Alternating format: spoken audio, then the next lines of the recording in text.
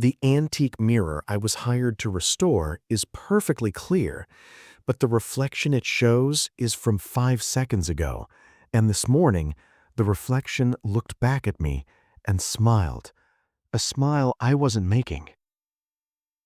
The town of Stillwater was a place out of time, a sleepy collection of clapboard houses and cobblestone streets nestled in a valley where the fog never truly lifted. It was famous for one thing: glass. Stillwater Glassworks, the centuries-old factory on the edge of town, produced mirrors of such stunning, preternatural clarity that people said they didn't just show your reflection, they captured a piece of your soul. Elara Vance, a restorer of antique art, had come to Stillwater on a commission. A reclusive collector had acquired a massive, ornate Stillwater mirror from the 1920s, its silvering clouded and its intricate frame tarnished. Her job was to bring it back to life. The mirror was installed in the grand foyer of the collector's vast, empty manor on the outskirts of town. The first time Elara saw it, even in its degraded state, she felt a strange pull. Her reflection was a hazy phantom in the glass, but there was a weight to it, an intensity that felt watchful. The townsfolk were polite but distant. When she mentioned her work at the local diner, a silence fell over the counter. The waitress's smile became tight. "The Glassworks folks keep to themselves," she said, a little too quickly. "Always have." That night, working late under the soft glow of halogen lamps, Elara made her first discovery. As she carefully cleaned a section of the mirror's gilded frame, she noticed something beneath the grime. Tiny, almost microscopic words were etched into the silver, circling the glass like a sinister mantra. "What is seen cannot be unseen. What is known cannot be unknown." A shiver ran down her spine. She pulled out her magnifying glass. The etching was deliberate, masterful. It wasn't a flaw, it was a warning.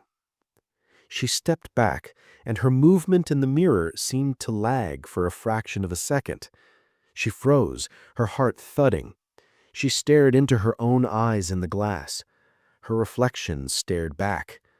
Then, impossibly, the reflection's head tilted a degree further than her own. A faint, knowing smile touched its lips, a smile she knew she wasn't making. Elara blinked, and the image was normal. Her own face, pale and startled, looked back. She chalked it up to exhaustion and the eerie power of suggestion, but as she packed her tools, she couldn't shake the feeling that the mirror was now watching her back. The next day, Elara decided to visit the source, Stillwater Glassworks. The factory was a monstrous edifice of soot-stained brick and grimy windows, looming over the town like a sleeping giant. The air around it hummed with a low, subaudible frequency that set her teeth on edge. The manager, a severe man named Mr. Sterling with eyes the color of cold ash, greeted her with icy formality. He refused a tour, citing proprietary processes. "Our methods are ancient, Ms. Vance. They are not for public display. Our mirrors speak for themselves." As he spoke, Elara caught a glimpse of the factory floor behind him. Workers in heavy aprons moved with a strange, synchronized rhythm, their expressions blank, their movements almost robotic. They weren't just making glass, they were performing a ritual. "The etching on my mirror, the writing around the frame, what does it mean?" Sterling's face remained impassive, but a muscle twitched in his jaw. "An artist's flourish, a motto. It means nothing." His tone left no room for further questions.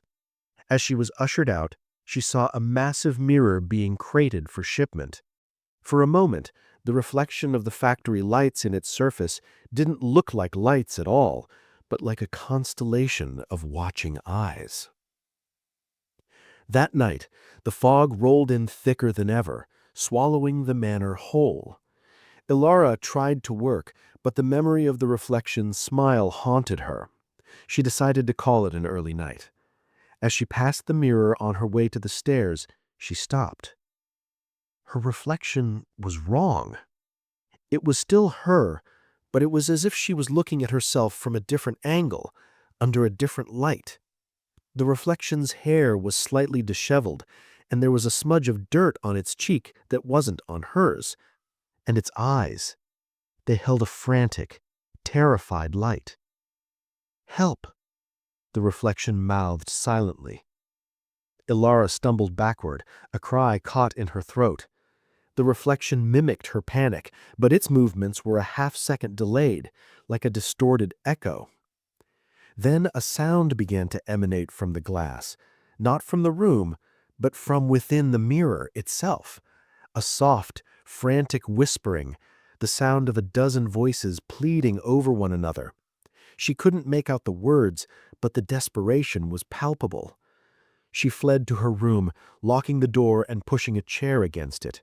She spent the night huddled in bed, listening to the oppressive silence of the house, broken only by the occasional, faint sound of whispering that seemed to seep through the floorboards. The next morning, determined to find answers, Elara went to the town's small historical society. The archivist, an elderly woman named Mrs. Gable, with kind eyes and a steely resolve, seemed to be the only person in Stillwater not afraid to talk. "The Glassworks," Mrs. Gable said with a sigh, leading Elara to a back room filled with dusty ledgers and old photographs. "It's always been the heart of this town, for better or worse, mostly worse."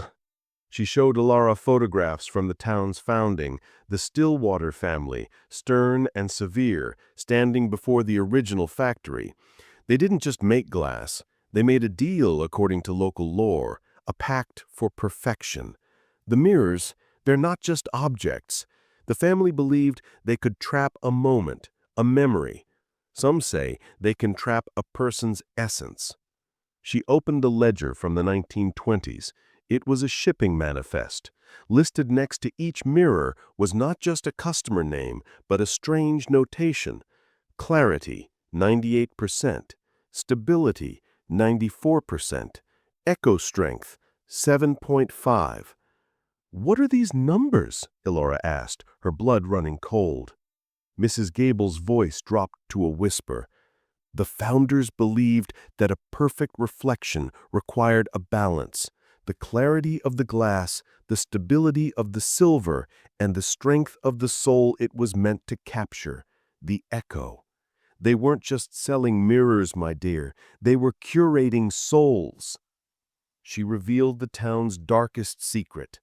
Those who owned Stillwater mirrors often reported strange occurrences, reflections that moved independently, whispers from the glass.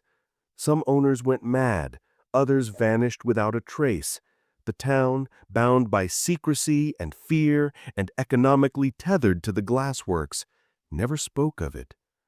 "The mirror you're restoring," Mrs. Gable said, her face grave. "It was commissioned by Alistair Crowe. He was a founder. He vanished the night the mirror was completed. They said he looked into it and stepped through." Armed with this terrifying new knowledge, Elara returned to the manor. The mirror was no longer a project. It was a crime scene, a prison. Using ultraviolet light, she examined the entire surface. The tiny etching wasn't just around the frame. It covered the entire backing, a dense, sprawling text of warnings and rituals. At the bottom was a larger inscription. "The gateway opens for the seeker who knows the truth. To free the echo, the keeper must become the anchor." She didn't understand the words, but she understood their intent. This was a manual, a trap, and Alistair Crowe was the echo trapped inside. That evening, as the fog descended, the activity in the mirror intensified. The whispering was constant now, a susurrating chorus of trapped voices. Her reflection was a frantic pantomime of terror, pounding on the glass from the inside, its mouth stretched in a silent scream. Driven by a mix of terror and a desperate need to understand, Elara did the one thing she knew she shouldn't do. She approached the mirror. She placed her palms flat against the cold, impossibly smooth glass. The moment she made contact, the world dropped away. The whispering coalesced into a single, clear voice, her own, but distorted, filled with static and fear. It was the voice of her reflection. "He's coming! The keeper! He uses the glass to walk, to see. You have to break the connection." "How?" Elara whispered, her breath fogging the glass. "The frame! It's the anchor in your world. Destroy the sigil, the three-lobed flame at the top." Elara looked up. At the apex of the ornate frame was a carved symbol she hadn't noticed before, a flame with three distinct tendrils. A sudden violent crash echoed from the direction of the factory. The lights in the manor flickered and died, plunging her into darkness. The only light now came from the mirror itself, which had begun to glow with a sickly, greenish internal luminescence, and in the depths of that glow a new figure was forming. Tall, gaunt, dressed in antiquated clothing, Mr. Sterling. But it wasn't him. Its eyes were solid orbs of polished black glass. It was the keeper, and it was stepping out of the mirror. The thing that wore Mr. Sterling's form stepped fully onto the marble floor of the foyer. It didn't walk, it glided, its movements unnaturally smooth. The air grew deathly cold. "Miss Vance," it said, its voice a horrible mimicry of Sterling's, but layered with the sound of grinding glass. "You are interrupting a delicate equilibrium." He gestured to the mirror, where the reflections of countless trapped souls now writhed in agony. "This is preservation, perfection. These echoes will never fade, never decay. They are safe here." "They're prisoners," Elara shouted, her back against the wall. "They are exhibits," the keeper roared, its voice fracturing into 100 discordant tones. "This is my gallery, my masterpiece, and you have the sight. You can see the truth. You would make a magnificent edition, a new keeper for a new age." He reached for her, his fingers elongating into sharp, glassy shards. Thinking quickly, Elara grabbed a heavy metal tool from her restoration kit. As the keeper advanced, she didn't aim for it. She lunged for the mirror and with all her strength slammed the tool into the three-lobed flame symbol at the top of the frame. There was a sound like a universe of glass shattering. A crack shot through the mirror's surface, not damaging the glass, but splitting the image within. The green light flared blindingly bright. The keeper screamed, a real pained sound, and its form flickered, becoming insubstantial. The trapped echoes in the mirror surged against the cracking prison. The reflection of Alistair Crow looked at Elara, and for the first time his expression was not of terror, but of gratitude. He nodded once, and then his image and all the others dissolved into a shower of shimmering light that poured from the mirror and vanished. The keeper's form collapsed into a pile of glittering black sand. The mirror was now just a sheet of clear, empty glass, reflecting the dark, empty room. The whispering had stopped. The air was still. Elara sat on the cold floor for a long time, shaking. The silence was overwhelming. When the sun rose, she went back into town. The fog had lifted. The town of Stillwater looked different. The air felt lighter. People on the street made eye contact and offered hesitant smiles. She went to the glassworks. The hum was gone. The gates stood open. Inside, the workers were moving confusingly, as if waking from a deep sleep. Mr. Sterling was nowhere to be found. She never finished the restoration. The collector, when he learned the mirror was damaged, terminated the commission without another word. She left Stillwater that afternoon. As her car climbed out of the valley, she glanced in the rearview mirror. The town looked peaceful, normal. But then she saw it, a flicker. In the reflection of the back seat, just for an instant, a figure sat where there was no one, a man with polished black glass for eyes. It was gone in a blink. She knew then. The keeper was defeated, but the thing that created it, the ancient pact, the hunger for perfection, was still there.